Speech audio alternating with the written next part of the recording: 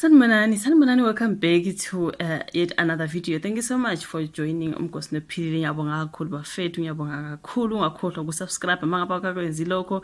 Please subscribe, uyilike ivideo, ubuyishare njalo nokuthi wabuke ama advert mangabe ayaphopa up during the video, right? Indlela esihamba ngayo guys sikwazi ukukhulisa i-channel. Ngiyabonga kakhulu you guys for your love and support. So kule video guys ngithanda ukuthi ngikhulume ngodaba lukaMthandeni. Umthandeni ke igcoka ama Elisha Manqele kunodaba lakho endibona laphana kwenye ipublication abantu uzimoja bakhuluma ukuthi uMthandeni he is caught up in a love triangle drama okusho ukuthi kukhona ke umjolonyana thize no khona laphana you guys angazi kukhona ukuthi ibaby mama yakhe laphana you guys ne fiance ka baby mama yakhe so kusho ukuthi uMthandeni wahlukana nalo muntu wesifazane thizeni mabehlukene lo muntu wesifazane thizeni uze engaged by enye indoda so umese nenye indoda ake kusho ukuthi batholakala ke bethumelana ke izithombe izithombe kuthiwa ngama NUDES you know ukuthi ngisenzelana kanjalo you guys because sizosebenza mahala la ama videos wethu ngabe samonetize but anyways YouTube community guidelines you guys so yeah bathumelana izithombe benjani benqunu something like that ama NUDES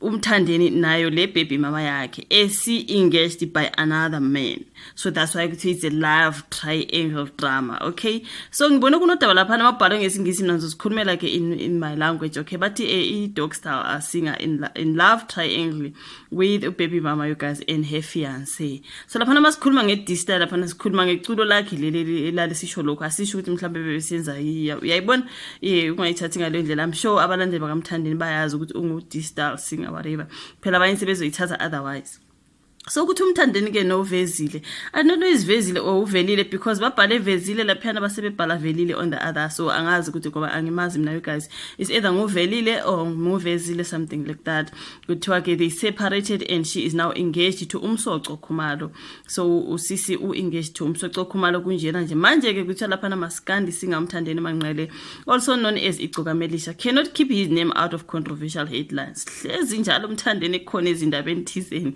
so now the D-Style singer sengisabuthi ngithi ukuze ningayithathi otherwise the D-Style singer was recently caught in a love triangle with his baby mama uVezile Buthelezi who has since moved on and is engaged to Usibonga Msoco Khumalo into ekanjalo you guys ukuthiwa ke Umsoco lona uproposed to uVezile last year allegedly discovered ukuthi she yena ke ufiance yakhe she sent ithombe ezi ama NUDE kuMthandeni so of course I am angry kusho ke ifiance ulona Umsoco Khumalo oyifiance ka baby mama kaMthandeni uthi of course ngikwatile vele you know any other man would have been violent but I chose peace and letting the family assist kule matter I have nothing to say ngomsoco loyo uvelile sebethi velile futhi yebo so ke uvelile ke declined to comment on the matter it's a family thing now I can't comment Umsoco naye is also no stranger to controversy after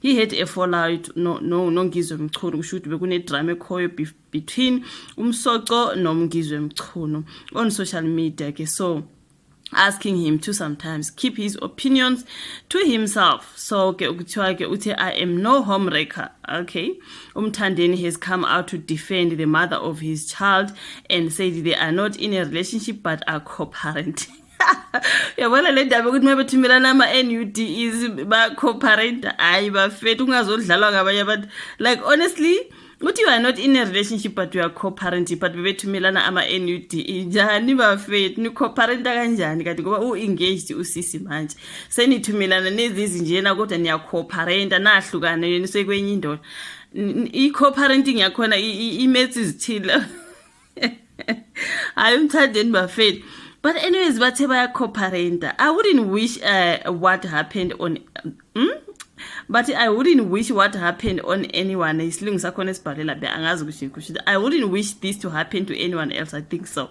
So I want to see them happy together. Mistakes happen. Ama mistake mhlawumbe afana nama nudes angazi. He must understand that.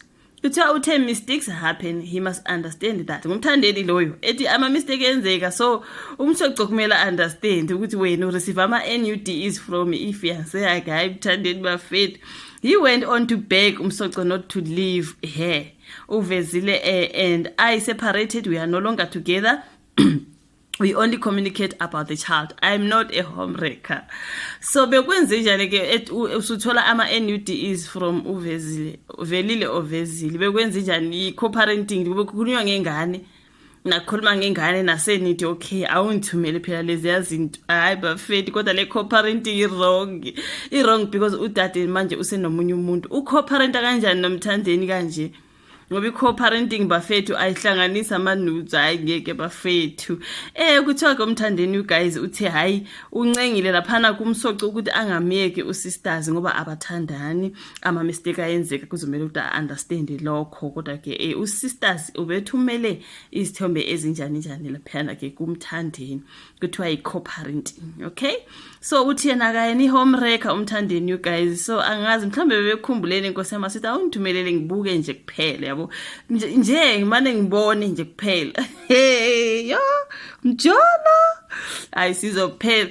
So ilona daba ke laphana ndithola kazi moja ngomthandeni guys, kuthiwa ke bebethumelelana izithombe ezingalungile laphana nefiance yomunye umuntu, into kanjalo kuyikuthi ibona ke banengane bonke nodade, kodwa ku wrong lokho bafethu, but that's another kind of co-parenting.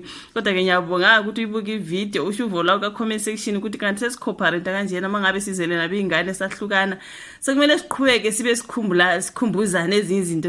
Angazi awusho nje uvola ka comment section, afuna ukukhuluma kakhulu. Uyilike ivideo, subscribe, share. So bonana futhi kwenye ivideo elandelayo. Bye. Co-parenting my foot.